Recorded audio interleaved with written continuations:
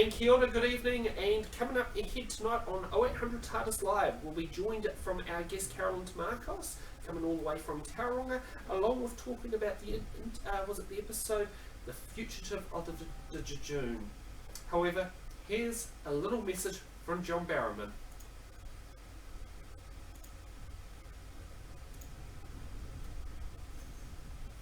Just bear with us there. Hi everyone, it's John here. So you all know now that Captain Jack is back, and we couldn't tell you what was going on. It was such a big surprise, and the reaction online has been truly overwhelming. And I'm saying it now because I was checking Twitter and Instagram and everything while I was on television.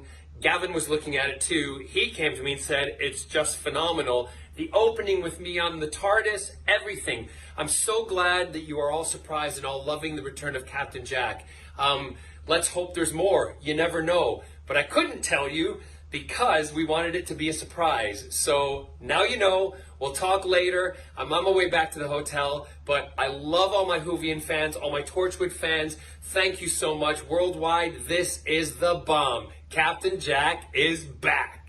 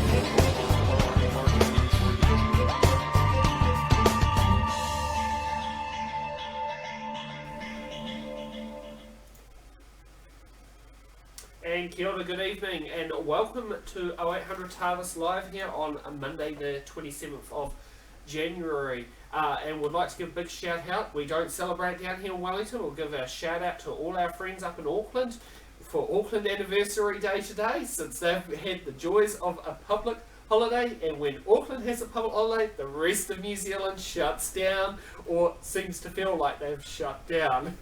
So that's something that's a running gag with us between there, and we'll talk a bit later with Carolyn, who's up in that neck of the woods, that we'll be able to sit there and talk about. But now we've got to sit down there and talk about what happened with the Fugitive of the Judoon. Now here's some questions that fans have sat there and asked for, but I think you've got the wrong clip on there. The one with the host. It's great when you're sitting there and telling your director what to. Yes, now. Whoa. Can we go back to the other one? Not Kaz. No. There's another one. Host image. Host to it. There we go. Yes. Now that works a lot better. Jen, we must be having. You're having a bad night, are you? Yes, I got a yes from Dan there. Yeah. So okay. So we've got the future. So these are the questions that need to be. Fans will be asking as a result of the Fugitive of the Judoon. Who is the lone Cyberman? Did John Barrowman fake a housing renovation so he could secretly film his part in Doctor Who? Did Doctor Who just cast the first Black Doctor? Now, will this be the only appearance of the Judoon in Series 12? When does Ruth's version of the Doctor in Doctor Who's regeneration timeline, and does she have links to the Valeyard version? Great things about live. You go off on here. Yes. When will Captain Jack Harkness? Well, I'll just put Captain Jack's on there. Blame me for the graphics. I did those. Next appearance on Doctor Who. And when does this make Get a Time Lord or Time Lady?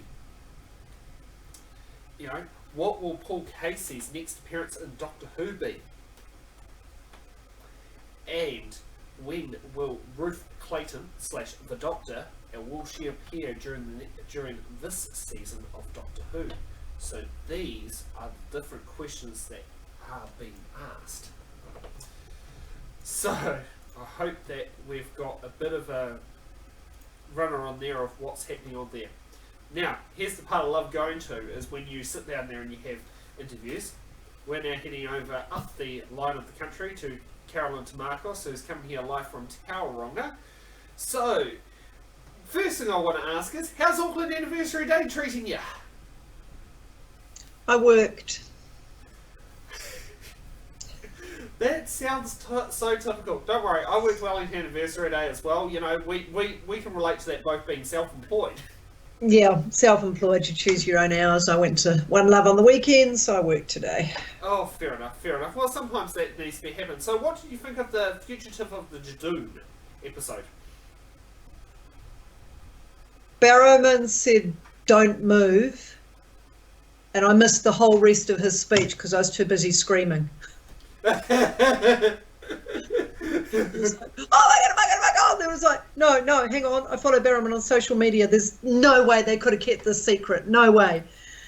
And then I sort of tuned in again and I heard him talking again and I went, okay, it's definitely Barrowman, but he can't be in it. And then he came out and I was just like, oh my god, how well, I got that same opinion when I heard John Barrowman's voice, and I was thinking like, is this how it's, you know, because that kind of came a bit of a shock when I sat there and saw that. Was hearing the voice, it's like, that can't be Captain Jack. And it's yeah, I mean, like, you knew it was Jack's voice, but you know, there's been not a blip on social media about it. You got to take your hats off to, you know, I was thinking about, even if they filmed on a closed set, I was counting up the number of people that must have known about it, and I mean, there'd be at least 20. And I wonder if they all had to sit there and sign secrecy waivers with the BBC not to release anything to the public. I'm quite sure. But, yeah, quite sure.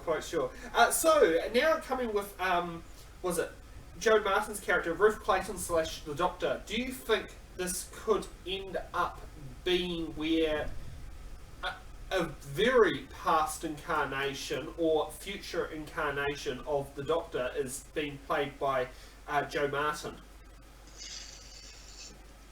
Who knows with who? I mean, I loved it. I just really loved this episode. I thought it was brilliant. Where the Ruth Doctor is going to fit in, or how, I mean, your guess is as good as mine. Well, I mean, could sit there and slips partway between Regeneration 2 and Regeneration 3. I mean, yeah. you never saw John Pertwee, or well, Patrick Troughton turn into John Pertwee officially. I mean, I do know Mark Gatiss made an imitation of it, but you never, the regeneration you never actually saw, because it also was a forced regeneration. And there's another part where Michelle Gomez's version of Missy sits there and go, I remember when he was a really little girl. Yeah, so I don't know. I gave up years ago trying to guess what was going to happen next and who. I just sit and wait for the next episode. Oh, yes. No, it's certainly on that particular one.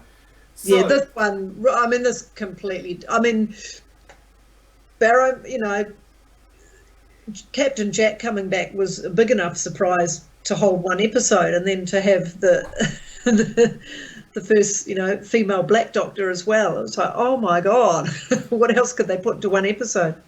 Well, exactly. Yes. I mean, it just having the whole mixed together. Like, I don't think it's quite. Was it a finished storyline? I believe there will be more to come. Yeah, well, they did. Chibnall did say he is doing some multi-episode arcs this season, which I like. I really missed that in the last season. I like my multi-story arcs, and I like to get to the last episode of a season and you find all these little bits from all the other episodes that you had no idea were connected, and suddenly they pull them all together, like, you know, the bees disappearing and which happened both a lot in Russell T Davies' era and in Stephen Moffat's era, both with, I think, was it Series 3 and Series 4. Yeah, they like all followed the a similar throwaway line of that. remarks about, And Series 6 was definitely like that as well.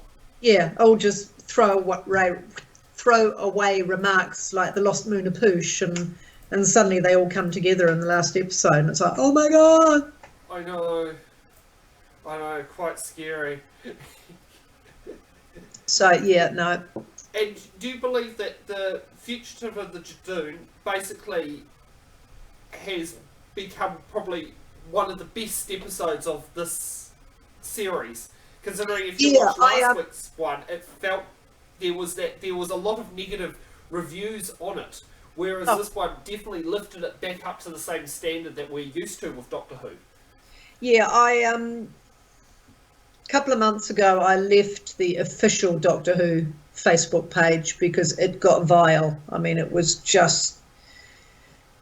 revolting. It was just, ugh, what am I Yeah, doing? there's actually a lot of it going So I on joined- right now. so I I mean, these are some of the comments I sit there. I mean, we don't see so much of that here at 0800 TARDIS, thank goodness.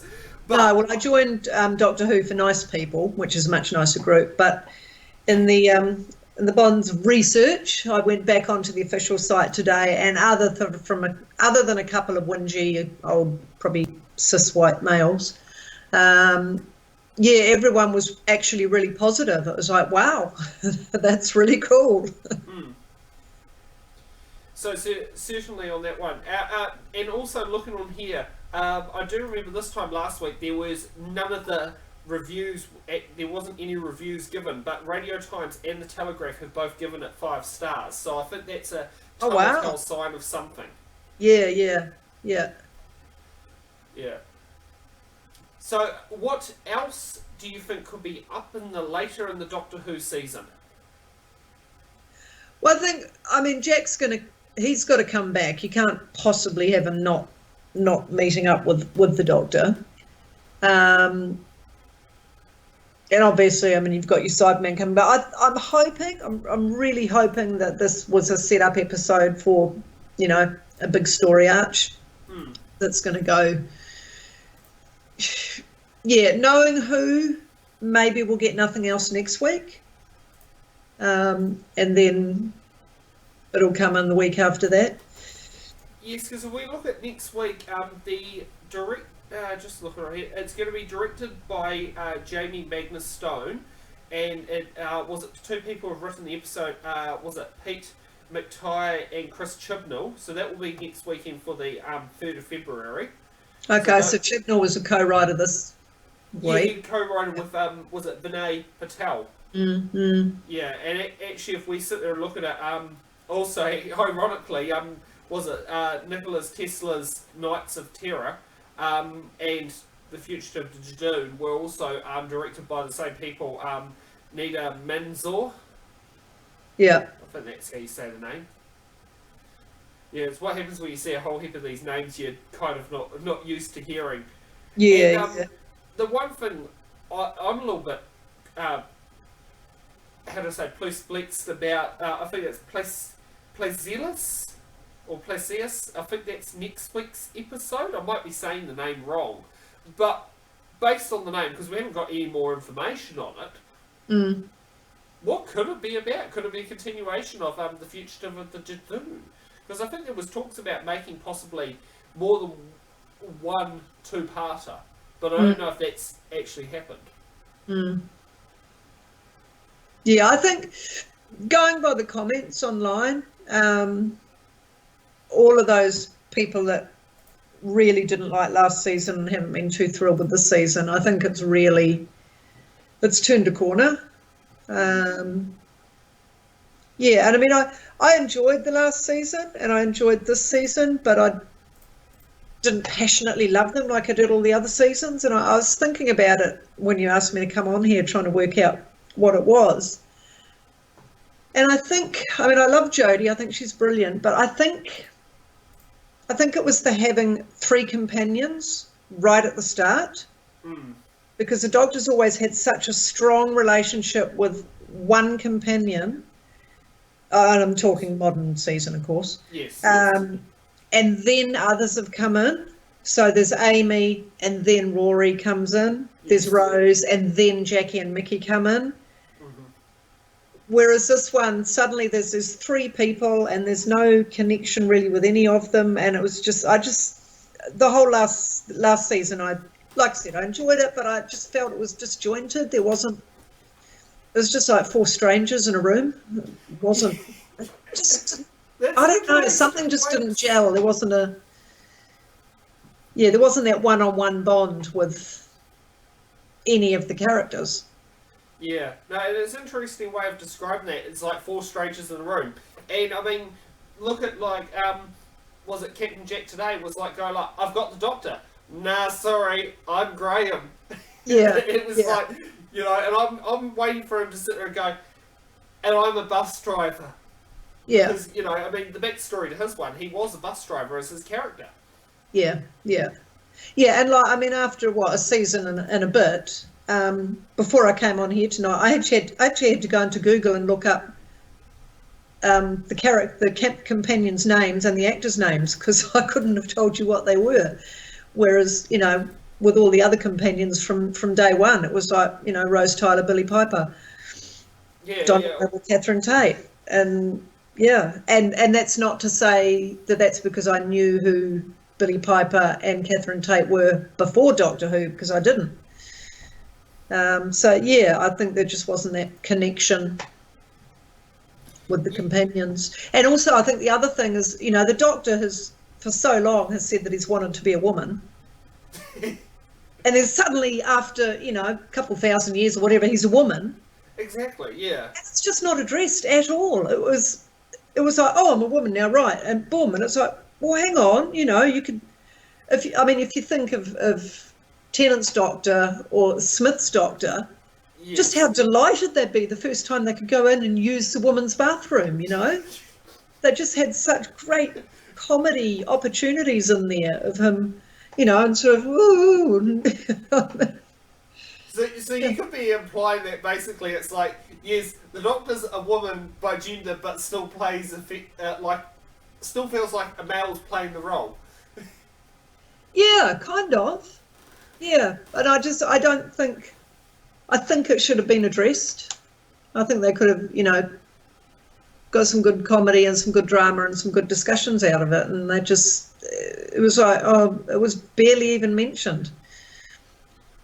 Yeah, I do have to, but because I do remember in, was it The Curse of the Fatal Death, where Joanna Lumley sits there and does it, and she goes, oh, God, I feel like I've got solid beam locations on there. No, Doctor, you've got breasts. Yeah, well, look at the fun that they had with in Tennant's era with Cassandra, you know, with body swaps. Oh, yes. I mean, oh, baby, I'm beating a samba. I mean, yeah, they could so easily have done that. Yeah. And especially in that first episode, because, you know, the Doctor still retains some of the older personality before the new one comes over. So they could have had Jodie acting as Capaldi in Jodie's body. Yes. You know, and it just, when it wasn't there, I think, so right from the start, you're like, oh, well, hang on. Because I do remember in the last season, there was one that sat there and go, well, up until about, was it a couple of hours ago, I was a raging Scotsman. Yeah, and that was it. That was the one line that addressed it. And it was like, okay. Yeah, we definitely see what's on that one. Now, it's been another Kiwi on the show here. What sort of, if they did film, say, half a season or a season of Doctor Who in New Zealand based on New Zealand things, what sort of historic events would you like to see in a Doctor Who episode? Oh,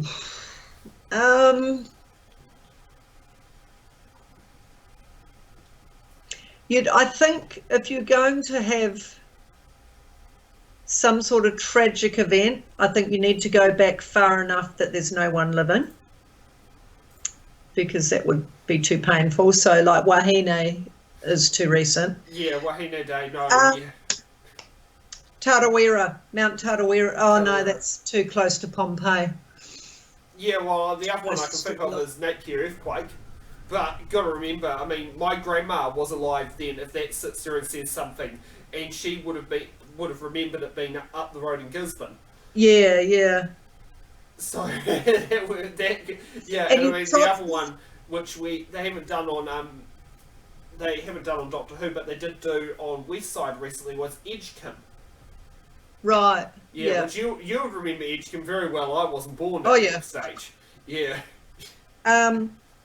It would have to be far enough back that the Doctor could ride a mower.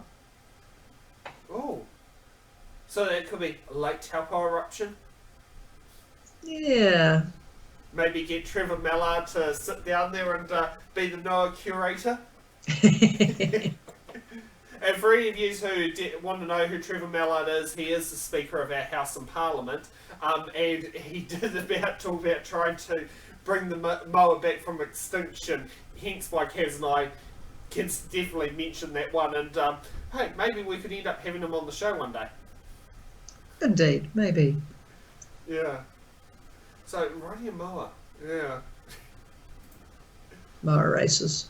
I don't know. Do you believe that our Parliament, Beehive, could be turned into a Dalek headquarters for one episode, or even if it was? Oh, it's got to CGI? be. It's got to be based on a Dalek, surely. I mean, I know they're called at the Beehive, but come on, I think we all know the truth. Oh, exactly. Yeah. So, also talking about the character Gat in the the Fugitive of the Judoon? Do you believe Gat is a Time Lord? I thought they said she was a Time Lord. Time Lord, and do you think she could also be another version of the Master? I kind of wondered. That was my first thought when she first came on, and I thought, "Ooh, the Master's back." And then I thought, "No, hang on, we've still got the Master, but he's trapped in another universe or dimension or whatever." But then, yeah, nothing ever really stops the Master. I mean, he got trapped in a ring at some point, so. But yeah. Do you think this could also be a chance for Eve Miles to reprise her role of Gwen Cooper? Oh my God, I wish. That would just be fabulous. I would love to have Gwen back. Yeah, and also have Reese alongside her. And Reese, yeah. Yeah, the faithful husband who never questions anything. This is very true. Yeah. Mostly true. Some of the audiobooks he questions a little bit, but... Yes, well, see, Carrick's the expert on that one. See, I know he's a bigger follower of the audiobooks. Yeah. Well, I don't know what else we can add for this show. I don't know if you've got something else you want to add. There's something coming up Doctor Who wise that you might know about. No. Okay, and for us, for our fans to follow you, how do we follow you on? What's your Twitter account? Oh my God, I left Twitter years ago. Oh, you left Twitter. I didn't know you left Twitter. I remember you had one ages ago. Yeah, no, it got quite nasty. So I just thought, you know what, I don't need these people in my life. Fair enough. So no, I've gone quiet on social media. I mean, I'm on social media a lot, as you know, because you and I are friends. But yeah, public-wise, I've temporarily taking a back seat. No, fair enough. Yeah, well, thanks for joining us, Kaz, all the way from Tauranga. You're most welcome. No, most welcome. Okay, and following up on some more, should be in the next 24 hours, my interview with Mark Baumgarten on Mark Who 42 should be, it is being broadcasted this same date on Odyssey Radio. However, it's US time, not New Zealand time, so we're going to be you can when I have the links for it all and everything, we'll be sitting there and sharing it on here.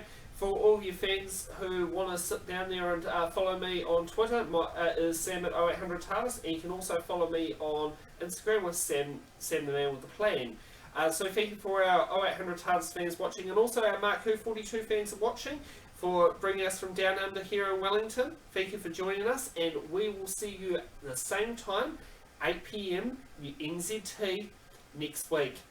So from me, good night.